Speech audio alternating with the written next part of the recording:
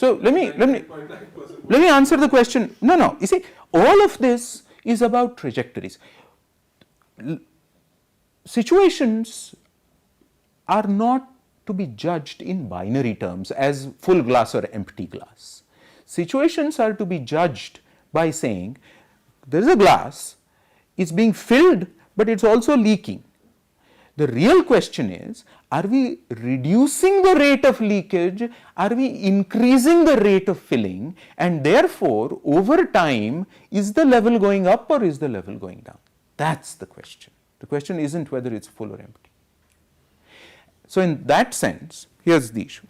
Everybody says, आप किसी से भी बात करो, in urban, broadly upper class, upper caste, and upper class, upper caste means very different things depending on where you come from, right? So if you come from Bastar, upper class and upper caste means half of India's population. If you come from the scheduled caste neighborhoods of Dharavi, Bombay's great slum, upper caste and upper class means about 15% of the population. But for in a different context, upper class and upper caste means people like me who belong in both terms to the top 2% of the population. Incidentally, many of my colleagues don't believe me when I say that financially my salary puts me in the top 2% of the population. हो ही नहीं सकता. अरे, what do you think people earn in the country? So these are also shifting perspectives. But if you think about it, repeatedly people say that the caste system doesn't exist anymore. So, why do we have reservations, why do we have this, why do we have that, etc., etc., etc. Now, leaving aside the issue of what instruments of policy are appropriate for what outcomes, let us simply examine the question of the caste system doesn't do. कौन मानता है आजकल? अक्सर सुनाई देता है कि कौन मानता है आजकल? Every 2 or 3 years, ever since about 1979, I have done this exercise. आप करो, आज करो. Take the Hindustan Times or the Times of India or the Indian Express, matrimonials हैं, and count how many caste-specific matrimonials there are and how many caste non-specific. ठीक है? At one level, so this is an exercise I did about 2.5 years ago, last. At that point, the frequency was about 60 something percent were caste specific. The remaining were in one fashion or another non-caste. Please remember that one fashion or another non-caste doesn't mean, for example, कि Christian भी चलेंगे, मुसलमान भी चलेंगे, यहूदी भी चलेंगे, पारसी भी चलेंगे, but not the specific absolute demand written in black and white. Those were some 30 something percent, 60+% were straightforward caste specific. तो पहले सवाल का मेरे लिए जवाब ये है कि दिस नोशन के आजकल कोई जात पात नहीं मानता इज नॉनसेंस बिकॉज अंग्रेजी अखबार में, दिल्ली के अंग्रेजी अखबार में जब शादी के लिए इश्तिहार देते हैं, वो जो लोग हैं उनमें से 2/3 लोग अगर शादी के लिए जात मानते हैं तो कौन से सपने देख रहे हैं हम जब हम कहते हैं कि जात नहीं मानी जाती. But when I did this exercise at the end of the 70s, early 80s, what do you think the percentage was? Probably less than 10%, less than 15% in Bombay, in the Times of India, were open. Everything else was caste. So that's a hope.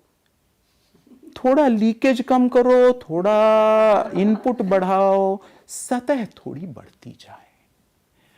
रोना यह है कि जल्दी से नहीं बढ़ती.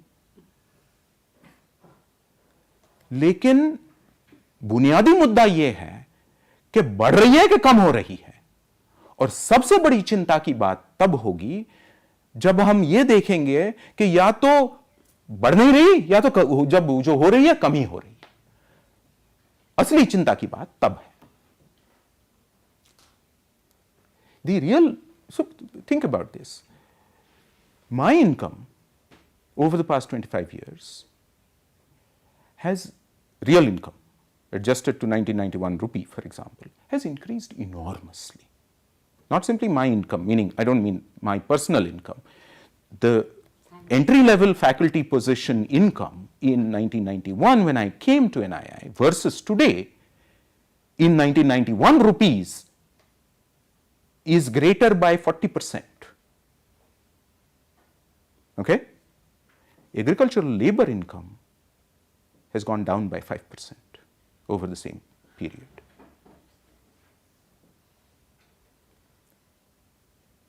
विषमता बढ़ती जा रही है, ये जब हम कहते हैं,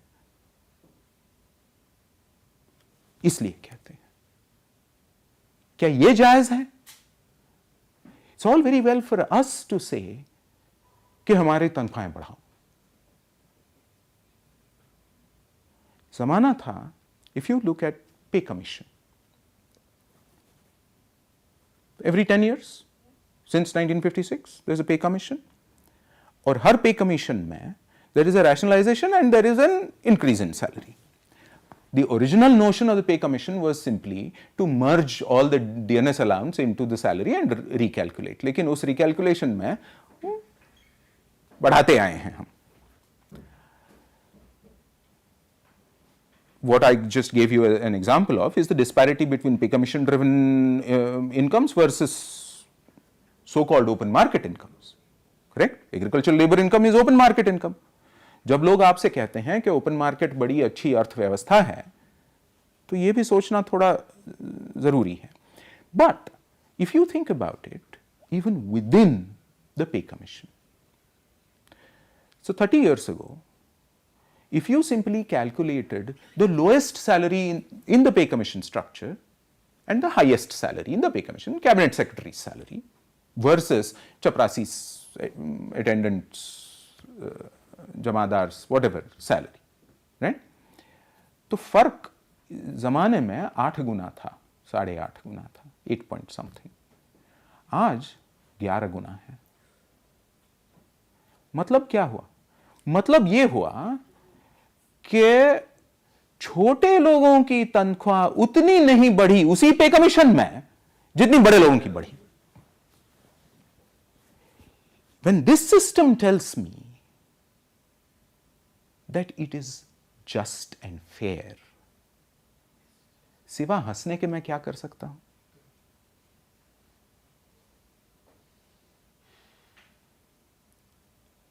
But this is also the broader context in which I said what I said. This is not at all to belittle the existential angst of all of us as students. We've all been there. But the reality, the societal reality is कि PhD होने के बाद the likelihood of getting a job is much higher than for those who have done BScs.